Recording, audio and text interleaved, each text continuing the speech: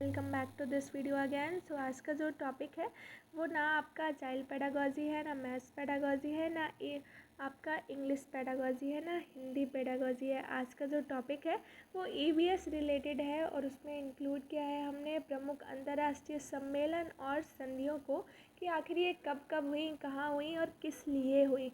और ये important topic इसलिए भी है कि लगभग सारे एग्ज़ाम्स में जो भी आपके एजुकेशन डिपार्टमेंट, बेसिक डिपार्टमेंट से होते हैं उनमें 1 नंबर का तो मिनिमम पूछा ही जाता है। सो आई वुड सजेस्ट कि आपको ये लर्न कर लेना चाहिए क्योंकि ये इम्पॉर्टेंट टॉपिक है। बात कर लेते हैं पहले सम्मेलन की, अंतर्राष्ट्रीय मानव पर्यावरण सम्मेलन।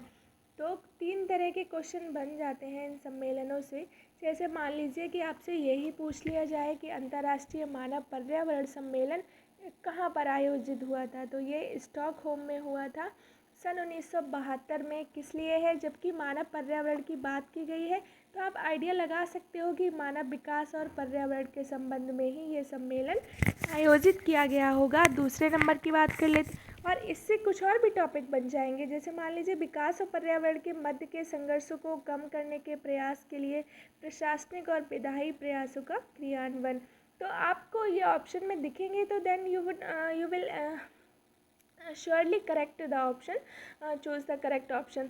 सो नेक्स्ट क्वेश्चन की बात करते हैं। हेलसिंकी सम्मेलन ये कब हुआ था? ये 1974 में सामुद्रिक पर्यावरण की सुरक्षा के लिए, ठीक है। हेलसिंकी सम्मेलन सामुद्रिक पर्यावरण की सुरक्षा के लिए हुआ था। इसके बाद है आपका लंदन सम्मेलन, तो 1975 में हुआ था समुद्र में कचरों के निस्तारण का प्रतिषेध करने के लिए। फिर है आपका यूरोपीय वन्यजीव तथा प्राकृतिक निवास क्षेत्र संरक्षण सम्मेलन। ये कब हुआ था? 1979 में प्रजाति संरक्षण के लिए, ठीक है। फिर आता है वियना सम्मेलन 1985 में ओजोन संस्तर का संरक्षण करने के लिए। वियना सम्मेलन ओजोन संस्तर का संरक्षण करने के लिए 1985 में हुआ था। फिर है मॉन्ट्रियल उपसंधि 1987। मॉन्ट्रियल उपसंधि 1987 ओजोन विखंडन करने वाले पदार्थों के उत्पादन और उपयोग को प्रतिबंधित करने के लिए समय सीमा का निर्धारण। ये मॉन्ट्रियल उपसंधि इसलिए हुई थी, ठीक है। फिर आता है आपका रियो सम्मेलन, बहुत पूछा जाता है ये रियो सम्मेलन। इसको पृथ्वी सम्मेलन के नाम से भी जानते हैं। ये 1992 में हुआ था और क्यों हुआ था? पर्यावरण विकास के लिए अंतर्राष्ट्रीय सहयोग के सम्मेलन में रियो सम्मेलन हुआ था।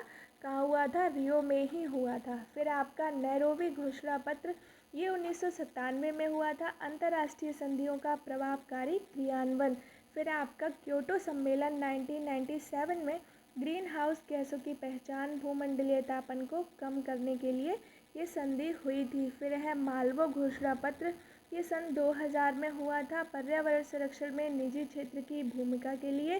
फिर है इंफोटेरा डबलिन 2000 के लिए पर्यावरण सूचना का विस्तार से रिलेटेड ये संधि थी। इसके बाद आता है आपका पृथ्वी सम्मेलन जोहान्सबर्ग 2002।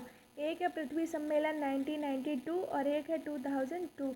ये क्यों हुआ था? ये सतत विकास के लिए हुआ था। फिर आपका है स्टॉकहोम सम्मेलन, सन 2004 में हुआ था। ये भी इम्पॉर्टेंट है, जैव कीटनाशक और औद्योगिक प्रदूषक पर रोक लगाने के निर्णय से हुआ था। नेक्स्ट आपका है मॉन्ट्रियल सम्मेलन 2006। एक मॉन्ट्रियल उपसंधि हुई थी, ये 1987 में हुई थी। ये आपकी 2006 में हुई थी। पर्यावरण कोष विकसित देशों द्वारा 2012 तक ग्रीन हाउस गैसों का उत्सर्जन कम कर 1990 के स्तर पर लाए जाने का निर्णय। और लास्ट है आपका कोपेनहेगन सम्मेलन, ये भी बहुत पूछा जाता है। 2009 ग्रीन हाउस गैसों के उत्सर्जन में कटौती करने का लक्ष्य। तो ये कुछ प्रमुख अंतर्राष्ट्रीय सम्मेलन और संधियाँ थी। I hope you would like it. Thanks for watching this video. See you in the next video.